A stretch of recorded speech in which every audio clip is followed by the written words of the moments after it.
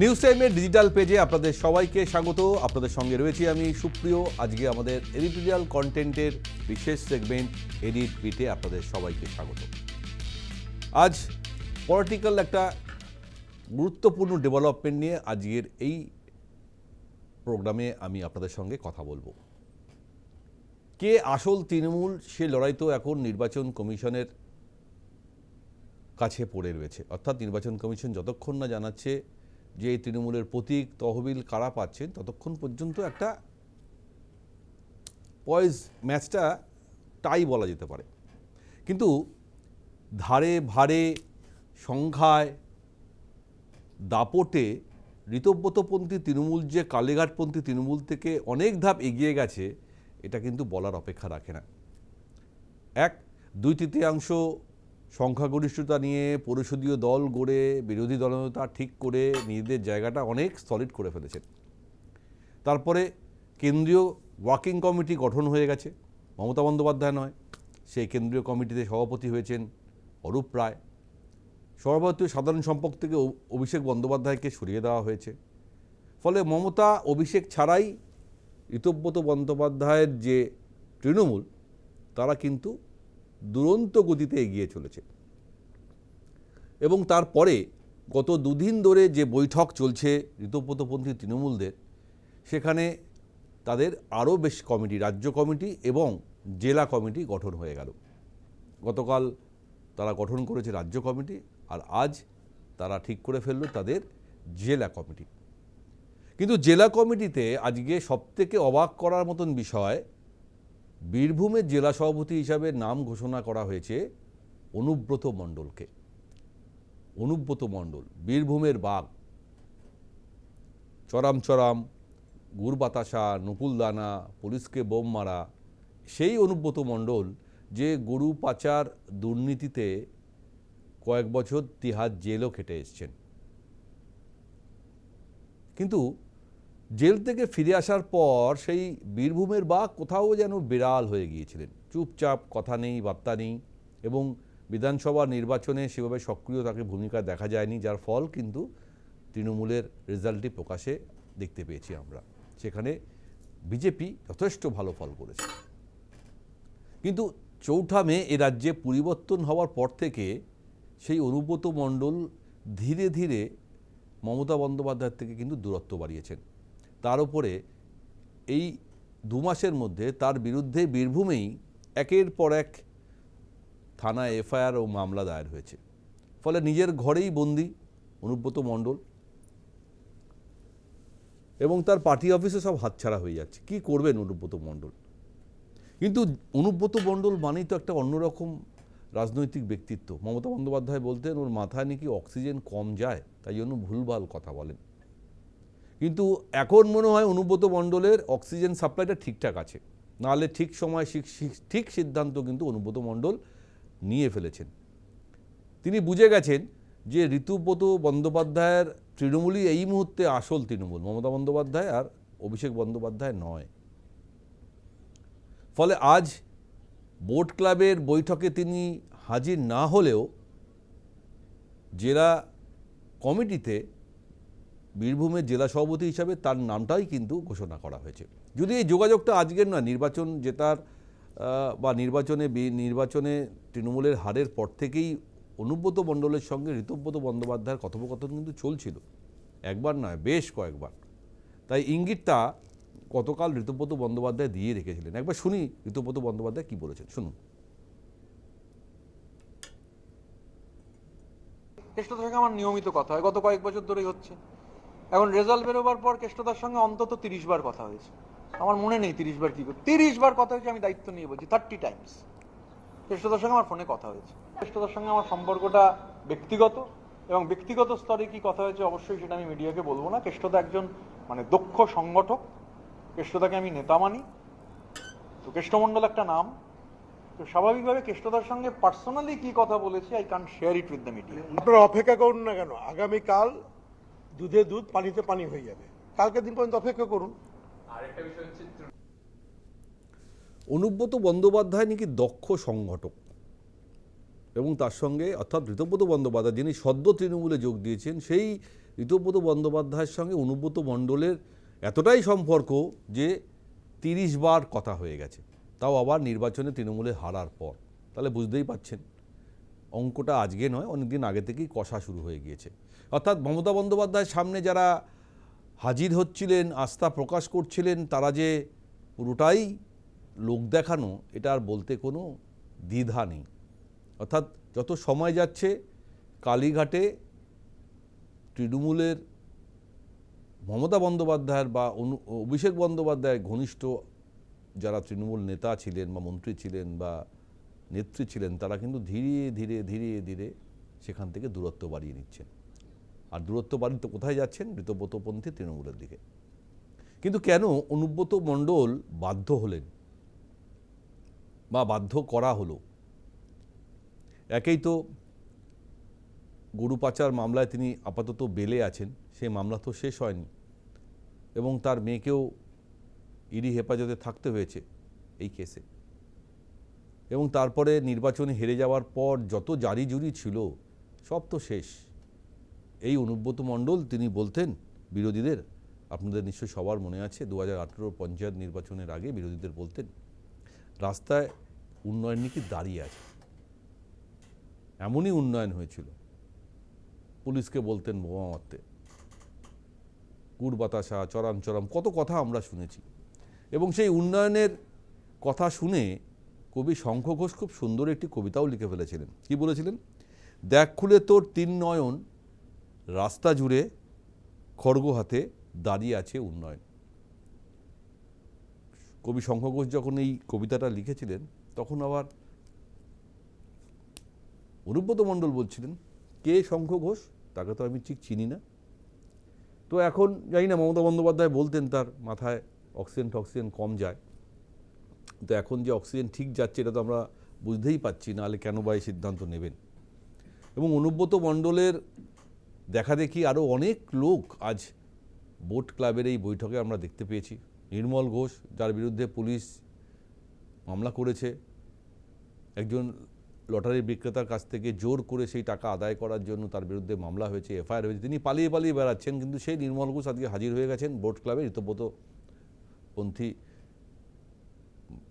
বৈঠকে হাজির হয়েছেন। এবং আজ জেলা কমিটি খুব সুন্দরভাবে তৈরিও করেছেন। উত্তর কলকাতার দায়িত্ব দেওয়া হয়েছে সন্দীপন সাহাকে, অনেক মুখপাত্র তৈরি করা হয়েছে। অর্থাৎ কেন্দ্রীয় কমিটি, তারপরে হচ্ছে রাজ্য কমিটি, আর আজ জেলা কমিটি।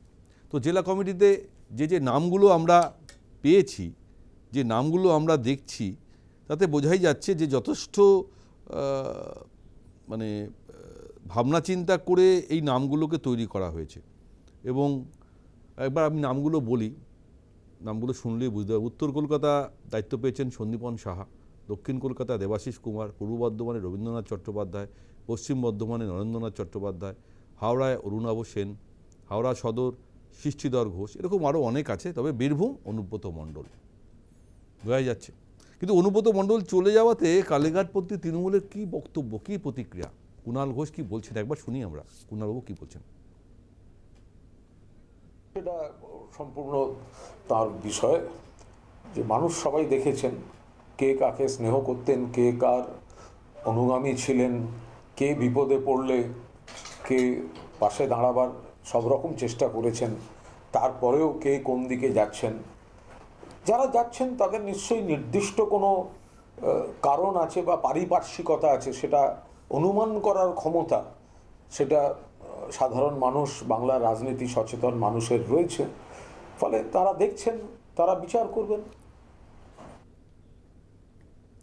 ওই কথায় আছে না, ঠেলায় না পড়লে বিড়াল গাছে ওঠেন, অনেকটা সেরকমই বলা যায়। অনুব্রত মণ্ডল এখন তার শেষের শুরু বলা যেতে পারে।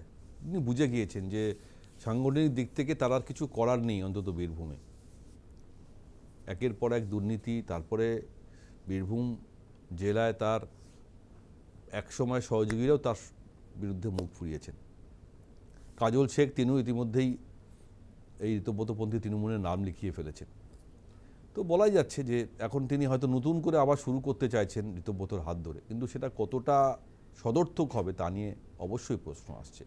কিন্তু মমতা বন্দ্যোপাধ্যায় যতটা আস্থাভাজন ছিলেন অনুব্রত মণ্ডল মমতা বন্দ্যোপাধ্যায়ের, এবং সবসময় বিভিন্ন বিষয়ে তাকে প্রশ্রয় দিতেন, স্নেহ করতেন, এবং ইভেন 2022 সালে তিনি যখন অ্যারেস্ট হন, অর্থাৎ গরু পাচার মামলায় তাকে যখন অ্যারেস্ট করা হয়, তখনও কিন্তু মমতা বন্দ্যোপাধ্যায়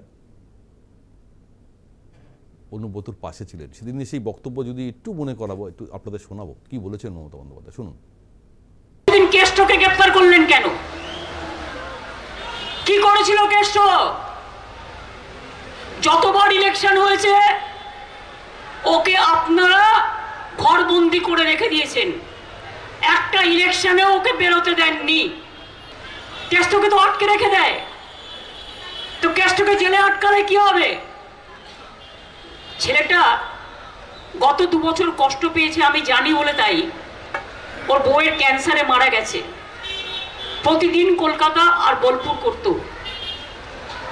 এমনকি গতবারের পঞ্চায়েত নির্বাচনের সময় ওর বউ যখন টাটা মেমোরিয়ালে অপারেশন হচ্ছে, আমাকে একদিন কেষ্ট বলল, দিদি জানো তো তোমার বৌমা বলছে যে তোমার পঞ্চায়েত ইলেকশন আমায় দেখতে হবে না, যাও তুমি দলের কাজ করো গিয়ে। আমি একদিন কেষ্টকে জিজ্ঞেস করলাম, কেষ্ট তুই তো কিছুই চাস না, ওকে এমএলএ হতে বলুন হবে না, ওকে এমপি হতে বলুন হবে না। আমি ওকে অনেকবার বলেছি তুই রাজ্যসভায় যা, বলে না দিদি আমি যাব না। মমতা বন্দ্যোপাধ্যায়ের এত ভালোবাসা, এত স্নেহ, এত আবেগ, কিন্তু সেই অনুব্রত মণ্ডল মমতা বন্দ্যোপাধ্যায়ের সঙ্গে বিশ্বাসঘাতকতা করলেন, নাকি নিজেকে বাঁচার জন্য নতুন পথ খুঁজলেন? যারা বীরভূমের রাজনীতি নিয়ে আলোচনা করেন বা জানেন যে বর্তমানে বীরভূমের ঠিক কী পরিস্থিতি, তারা সবাই জানেন যে বীরভূমের বাঘ এখন বিড়াল হয়ে গেছেন, তার আর কিছু করার নেই। ফলে তাকে বাঁচতে হলে কাউকে তো ধরতে হবে, সেটা মমতা বন্দ্যোপাধ্যায় নন, অভিষেক বন্দ্যোপাধ্যায় নন। তাই মাঝে মাঝে দু একটা ছোটোখাটো মন্তব্য তিনি করতেন, ইঙ্গিতপূর্ণ মন্তব্য, কিন্তু সরাসরি প্রকাশ্যে কোনো কিছু বলতেন না। কিন্তু ঋতব্রত বন্দ্যোপাধ্যায় যখন বলা শুরু করলেন যে তার সঙ্গে ঘন ঘন কথা হতো, এবং আজ যখন ঋতব্রতপন্থী তৃণমূলের জেলা কমিটিতে জেলা সভাপতি হলেন বীরভূমের, তখন বিষয়টা আরও পরিষ্কার হয়ে গেল। কিন্তু এ করেও কি অনুব্রত মণ্ডল তার রাজনৈতিক কেরিয়ার বাঁচাতে পারবেন? প্রশ্ন কিন্তু থাকবে, আর প্রশ্ন আছে। কারণ বিরোধীদের তিনি যেভাবে বীরভূমে রাজনীতি করতে বাধা দিয়েছিলেন, যেভাবে দুর্নীতি হয়েছে, যেভাবে তোলাবাজি হয়েছে, যেভাবে একের পর এক বিরোধী নেতাদের পুলিশ দ্বারা বিভিন্ন কেস দিয়ে জেলে ঢুকিয়েছেন, তারা কিন্তু ভুলে যাননি অনুব্রত মণ্ডলকে। ফলে অনুব্রত মণ্ডলের বলে না, পাপ বাপকেও ছাড়ে না। গরু পাচারে জেলে গেছেন, এখন বেলে আছেন, কিন্তু সেই বেলটা কতদিন? আগামী দিনও কিন্তু অনেক বিষয় আছে। আর বগটুই মামলা, জ্যান্ত পুড়িয়ে মারা হয়েছে, সেই মানুষগুলোর আজকের কি পরিস্থিতি, এবং গোটা বিষয়টা সাজিয়েছিল অনুব্রত মণ্ডল। মমতা বন্দ্যোপাধ্যায় গিয়ে অনেক ভাষণ টাষণ দিয়ে, ক্ষতিপূরণ দিয়ে, চেক দিয়ে অনেক কিছু করতে চেয়েছিলেন, কিন্তু অনুব্রত মণ্ডলকে নিয়ে কিন্তু বিশেষ কিছু করতে পারেননি, তাকে প্রশ্রয় দিয়েছিলেন। আপনাদের একটু মনে করিয়ে দেবো, দেখুন সেই অংশটা। যারা জেনে শুনেও পুলিশকে ঠিকমতো কাজে লাগায়নি, আমি তাদের কঠোর শাস্তি চাই। এমন ভাবে সাজাতে হবে কেস, কারণ আমি শুনেছি আগের কেসটা যেটা মার্ডার হয়েছিল 3-4 বছর আগে, হাইকোর্ট থেকে বেল পেয়ে গেছে। সুজপুরে যেরকম হয়েছিল, সুজপুরের কেসটা দেখে নিন, এবং দেখে কেস এমন করে তৈরি করতে হবে পরিবারের লোকেদের কথা, পাড়াপড়শিদের কথা নিয়ে। তাহলে কার কেস অনুব্রত সাজাবেন সেটা তো সবাই জেনে গেছে ইতিমধ্যেই। সুতরাং একটা একটা করে সব কিন্তু খুলবে, কোনো পুরনো কোনো কেসই কিন্তু বন্ধ থাকবে না। যেমন বরুণ বিশ্বাসের কেস ফাইল খুলছে, যেমন কামদুনির কেস ফাইল খুলছে, ঠিক একই রকমভাবে বগডুইয়ের কেস ফাইলও কিন্তু আবার খুলবে। ফলে কেউ ছাড় পাবেন না। এ রাজ্যের মুখ্যমন্ত্রী শুভেন্দু অধিকারী যেভাবে বার্তা দিচ্ছেন এবং বারুইপুর কাণ্ডের পর অপরাধীদের কি সাজা বা কি শাস্তি হতে পারে এনকাউন্টারই কিন্তু তার প্রমাণ। ফলে সবাই সাবধান হয়ে যান। আর তৃণমূল থেকে যে দুর্নীতি, যে রাজনৈতিক অত্যাচার বিরোধীদের ওপর করা হয়েছে তারও কিন্তু সুদে আসলে ফিরিয়ে দেওয়া হবে এবং সেটা কিন্তু ফেরাবেন মুখ্যমন্ত্রী শুভেন্দু অধিকারী। তাই অনুব্রত মণ্ডল যতই ঋতব্রতপন্থী তৃণমূলের নাম লেখান, তিনি কিন্তু অত সহজে ছাড় পাবেন না। সেটা হয়তো সময়ের অপেক্ষা। আপনারাও দেখতে থাকুন, আমরাও দেখতে থাকবো। আপনাদের মতামত আমাদের ভিউয়ার্স বলে আপনারা পোস্ট করে জানাবেন। অনুব্রত মণ্ডল কেন মমতা বিশ্বাস ভঙ্গ করলেন, এটা আমার প্রশ্ন। আপনার মতামত আপনাদের ভিউয়ার্স বলে আপনারা সবাই জানান। আমরা পরবর্তীকালে আপনাদের মতামত আমাদের নিউজ টাইম ডিজিটাল পেজে তুলে ধরব। দেখতে থাকুন অন্যান্য আপডেট খবরের জন্য নিউজ টাইম ডিজিটাল পেজ, এবং সবাই সাবস্ক্রাইব করুন নিউজ টাইমের ডিজিটাল পেজ। এখানে অনুষ্ঠান শেষ করছি। নমস্কার।